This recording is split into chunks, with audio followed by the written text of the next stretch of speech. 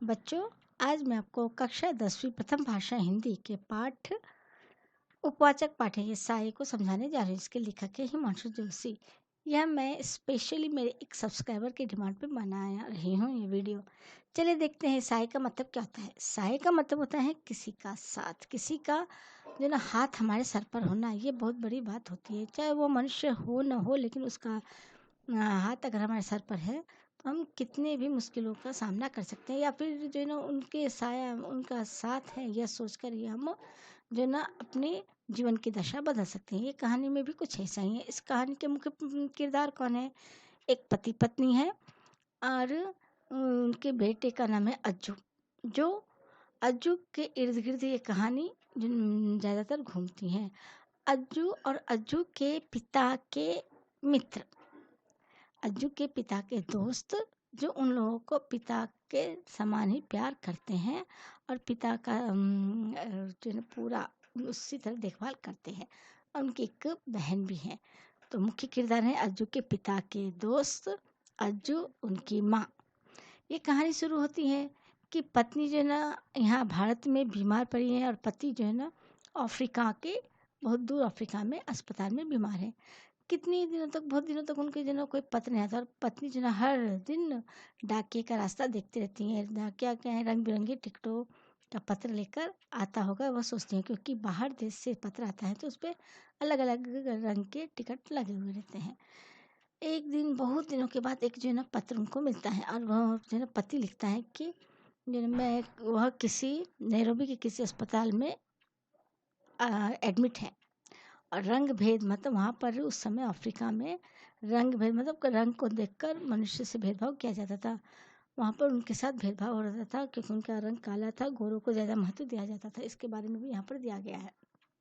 तो उनको जब पति का किसी दुर्घटना के कारण बीमार वो पड़ते हैं तो वह उनको जो है ना जल्दी से अस्पताल में लिया नहीं जाता, एडमिट नहीं किया जाता है। और बहुत देर होने के कारण जो उनकी बीमारी, रोग काबू से बाहर मतलब ऑपरेशन ज़्यादा बढ़ गया और डॉक्टर ऑपरेशन करने की सलाह देता है। कुछ दिनों के बाद अज्जू के पिता की मृत्यु हो जाती है, लेकिन यह बात घर वालों को किसी को पता नहीं रहता है।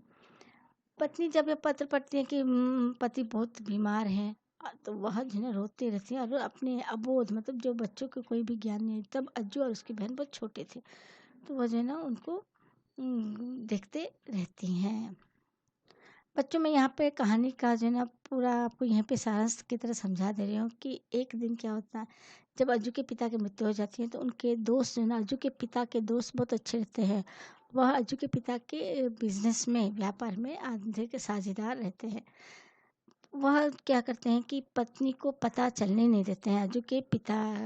अज्जू की माता को यह बात पता नहीं चलता है कि उनके पति की मृत्यु हो चुकी है। और वह जो है ना लिखते हैं कि मेरा हाथ किसी काम का नहीं रहा, मैं अब जो है ना पत्र नहीं लिख सकता, इसीलिए मैं किसी और के हाथ से पत्र लिखवा रहा हूँ। क्योंकि अगर पति की हैंडराइटिंग तो उनकी पत्नी अच्छी तरह से पहचानती थी, तो उनको शंका ना हो जाए, इसलिए वह कहते हैं कि मेरा हाथ जो है ना काट दिया गया है और वह जो है चिट्ठी किसी और से लिखवा रहे हैं। इस तरह से धीरे धीरे वह जो है ना अज्जू के माँ को ऐसा विश्वास दिला देते हैं कि उनके पति मरे नहीं हैं, वह जिंदा ही हैं और वही जो है ना सब कुछ इन लोगों के लिए भेज रहे हैं। तो पत्र धीरे धीरे भेजने लगते हैं और पत्र के साथ पैसा आने लगता है। पैसा आने से क्या होता है कि अज्जू और उनकी माँ जो बहुत ही बीमार थे, वो भी स्वस्थ हो जाते हैं और वह अपना घर का धीरे धीरे जो है ना बच्चों को पढ़ाने लिखाने, इस तरह से सब काम जो है ना आगे बढ़ने लगता है। लेकिन पिता घर नहीं आते, अज्जू के पिता घर नहीं आते हैं। यहाँ पर घर से पत्र जाता है कि थोड़ा सा समय निकाल कर आप आ जाइए, लेकिन वह जो है ना कहते हैं कि मुझे फुर्सत नहीं है, मैं कारोबार में बहुत व्यस्त हूँ।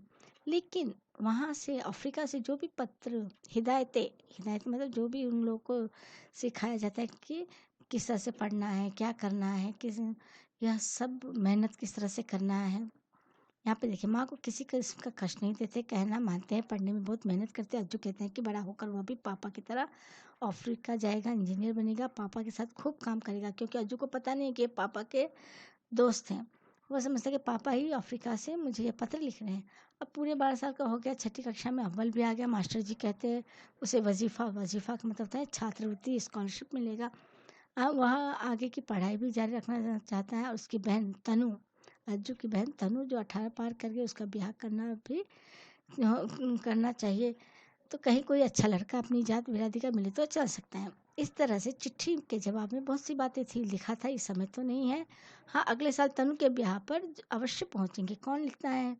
अज्जू के पिता। जो अज्जू को नहीं पता है, इन परिवार के लोगों को नहीं पता कि अज्जू के पिता की मृत्यु हो चुकी है और उनके दोस्त ये सब काम कर रहे हैं। तो इस तरह से जो ना अज्जू के पिता का साया अज्जू के ऊपर है। तो यहाँ पर देखिए, वर की तलाश में अधिक भटकने की आवश्यकता नहीं हुई। आसानी से खाता पीता घर मिल गया, क्योंकि वहाँ से अफ्रीका से लगातार पैसे आते रहते थे। और इन लोगों का नाम बहुत ही मशहूर हो गया था कि ये लोग बहुत पैसे वाले हैं। शादी की तिथि निश्चित हो गई। नैरोबी से पता है कि वह समय पर पहुँच रहा है। गहने कपड़े सब बनाकर वह साथ ले आएगा, लेकिन शादी के समय वह चाहकर भी पहुँच नहीं पाया। व्यवस्थाओं से भरा लंबा पत्र है कि इस बीच जो एक नया कारोबार शुरू किया है, उसे मजदूरों की हड़ताल चल रही है। क्योंकि अज्जू के पिता के दोस्त मित्र किस तरह से आ सकते थे? अगर वह आ जाते थे अभी, तो अज्जू जो है ना पढ़ाई नहीं कर सकता था, क्योंकि पिता को देखने की उसको बहुत इच्छा थी। और पूरा घर बिखर जाता था। इसलिए उनके दोस्त ने क्या किया, अज्जू के पिता के दोस्त ने क्या किया, कभी भी वह नहीं आए यहाँ पर। इन लोगों के साथ इनके विवाह में नहीं आ सके और उन लोगों को पता भी चलने नहीं दिया। तो हाँ, गहने कपड़े और रुपये भिजवा दिए। वर वधू के चित्र उसे अवश्य भेजिए, वह प्रतीक्षा करेगा। खैर, ब्याह हो गया धूमधाम के साथ, सारे चित्र भी भेज दिए गए। अज्जू ने इस वर्ष का ही इनाम जीते। हाई स्कूल की परीक्षा में जिले में प्रथम रहा, खेल में भी पहला। तो इस तरह से अज्जू समझता है कि उसके पिता ही ये पत्र लिख रहे हैं और वही जो है ना पैसे भी भेज रहे हैं। तो पिता पत्र में लिखते हैं कि बच्चे इसी तरह नाम रोशन करते रहे, उसके सहारे वो जिंदगी की डोर कुछ और लंबी खींच लेगा। यह सारा कारोबार सब उन्हीं के लिए तो है। पर एक वादे करने पर भी घर आना संभव ना हो पाता। हर बार कुछ न कुछ अड़चने आ जाते और उनका आना स्थगित हो जाता। अब जो है ना अज्जू सोचता है कि वह उसको अपने पिता से मिलने की इच्छा प्रबल होती गई दिन ब दिन, क्योंकि पिता नहीं आ पाते थे। और वह एक दिन क्या करता है, अंत में एक दिन वह भी आ पहुंचा। जब अज्जू अपनी पढ़ाई पूरी कर ले, वह कहीं अच्छी नौकरी की तलाश शुरू हुई, पर पिता अब भी घर आने की संभावना न दिखी। तो उसने लिखा, अम्मा बीमार रहती है, बहुत कमज़ोर हो गई, एक बार अंतिम बार देखना पर चाहते हैं।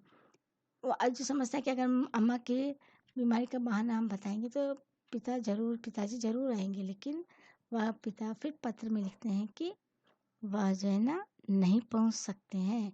इस तरह से पिता इस बार भी माँ की बीमारी का बहाना बनाने पर भी अज्जू सफल नहीं हो सका।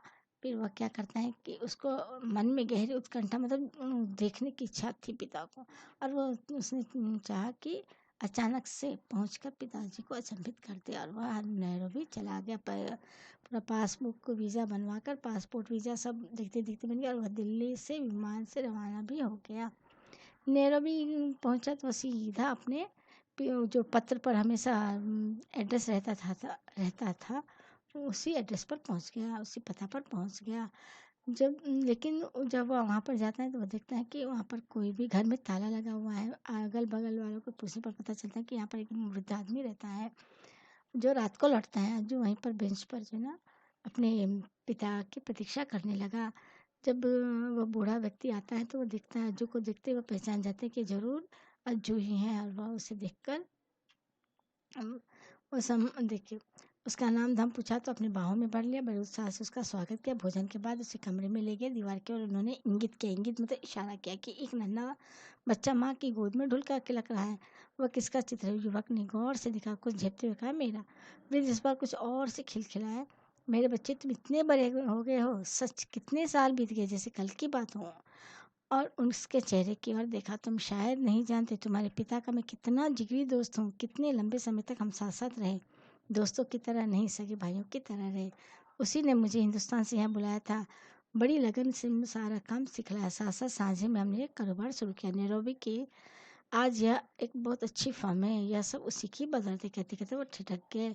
उसका हाथ अपने हाथों में थामते हुए बोले, "तू तुम्हारी माँ कैसी? अच्छी है? भाई-बहन सब ठीक?" इस तरह से कहते हैं, "बस यही चाहता था, यही।" हौले से उसने अपना हाथ सहलाया। देर तक शून्य में पलकें दिखे, कुछ सोचते रहे। कुछ क्षणों का मौन भंग करके खोए-खोए से बोले, "देखो बेटे, तिनकों के साए तो हर कोई जी लेता है, लेकिन कभी-कभी हम तिनकों के साए मात्र के आश्रय से भंवर से निकलकर किनारे पर आ लगते हैं। हमारे जीवन कुछ ऐसे ही तंतुओं के सहारे टिका रहता है। यदि वे टूट जाए तो छिन्न-भिन्न होकर बिखर जाए तो पल भर में पानी के बुलबुलों की तरह सब समाप्त हो जाता है।" तो बच्चों, इस पाठ में यहाँ पर उन्होंने बात इशारों-इशारों में ही उसको समझा दिया कि तुम्हारे पिता तो उसी समय मर चुके थे, वह बता देते हैं। बच्चों, इस पाठ से हमने क्या सीखा? ये सीखा कि अज्जू के पिता के मित्र बहुत ही अच्छे थे। अगर वह आज ना होते तो अज्जू का परिवार आज बिखर जाता था। उसकी माँ अपने पति की याद में रो-रो कर मर जाती, वह भी, और बच्चे अनाथ हो जाते। लेकिन अज्जू के पिता के दोस्त ने ऐसा नहीं होने दिया। उन्होंने पिता के साया बनकर बच्चों को संभाला, जिससे उनका परिवार भी बच गया, कोई बिखरा भी नहीं, बच्चे अनाथ होना भी नहीं महसूस किए। पैसे तो एक हाथों का मैल होता है। अगर अज्जू के पिता के मित्र उनको पैसा दे देते थे, तो पैसा कुछ दिनों में ख़त्म हो जाता था और समाज के लोग उनको नोच-नोच कर खा जाते थे। इसलिए यहाँ पर अज्जू के पिता के जो दोस्त हैं, उनका जो यहाँ पर किरदार बहुत ही मज़बूत और बहुत ही अच्छा है कि किस तरह से सच्चे दोस्त जो अपनी दोस्ती निभाते हैं, यह बात इस पाठ में समझाई गई है। बच्चों, मैं आशा करती हूँ कि आपको ये पाठ समझ में आया होगा, और धन्यवाद। आप इस वीडियो को लाइक, शेयर, सब्सक्राइब ज़रूर करिए।